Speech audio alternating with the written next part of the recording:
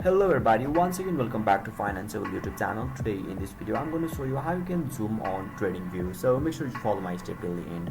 First thing first, I assume that you already have an account on trading view and already logged in, and now right after that you'll be able to see the interface on in the screen where you can see the chart of the BTC USDT, and at the left side of this chart you can see the lots of tools provided by the trading view itself, and you can also see the zoom in icon.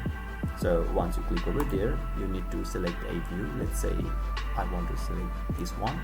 Now you can zoom it successfully, and if you want to zoom out, you simply need to click on the zoom out icons on the screen and you will be able to zoom out it successfully. So basically this is how you can zoom on trading view, and if you still encounter any issue during this process, feel free to leave a comment and I'll be happy to assist you.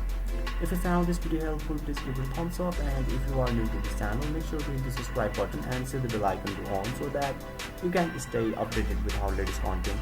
Thank you for watching, and I'll see you next time.